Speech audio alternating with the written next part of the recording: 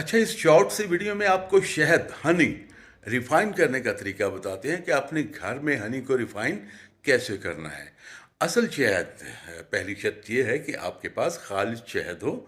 तो उसको रिफाइन कैसे करना है? शहद लेते हैं ना, वो साल 2 साल बाद, 6 माह बाद उसमें थोड़ा सा कलर चेंज होता है।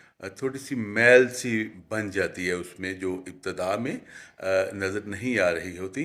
उसको रिफाइन कैसे जब आप लें, आप तब भी ये प्रोसेस कर सकते हैं। गौर से देखिएगा, बड़ी शॉर्ट वीडियो, और शहद आपका बरसों के लिए महफूज हो जाएगा।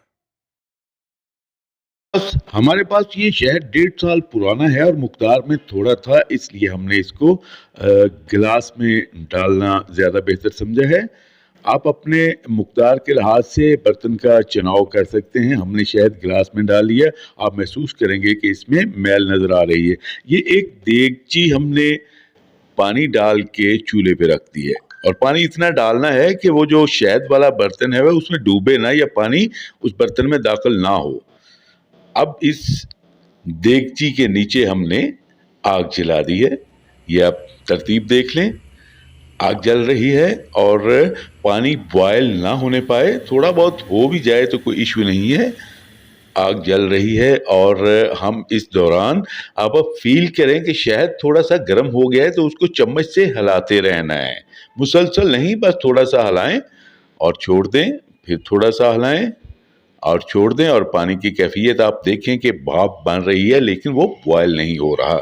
इस तरह ये पड़ा रहने दें। आप शहद को उंगली लगा के देखें, अगर वो आपको थोड़ा थोड़ा गर्म महसूस हो इस प्रोसेस में, तो उसके बाद आप उसको उतार लें।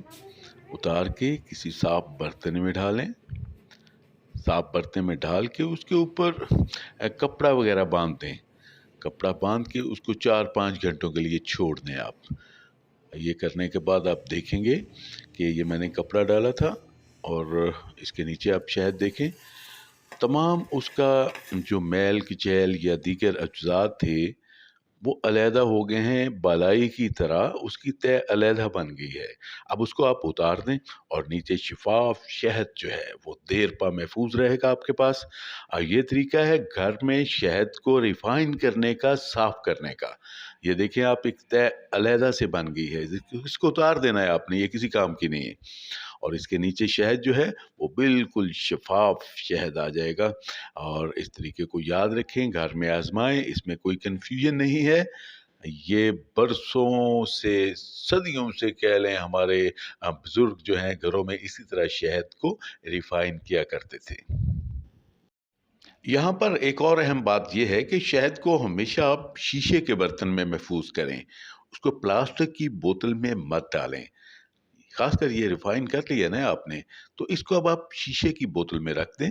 वो बहुत देर तक महफूज रहेगा, क्योंकि उसमें कोई नमी वगैरह के चांसेस नहीं बचते, जबकि प्लास्टिक की बोतल में ये चांसेस पैदा होते हैं।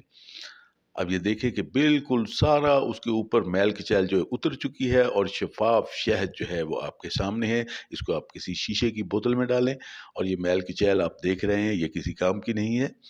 अब ये साफ शहद आपके सामने। ये थोड़ा बहुत जो उसके ऊपर रह गया है, ये भी मैं उतार देता हूँ। ये देखिए, ये भी उतर गया, और अब शहद बिल्कुल साफ शफाफ, ये देखें आप।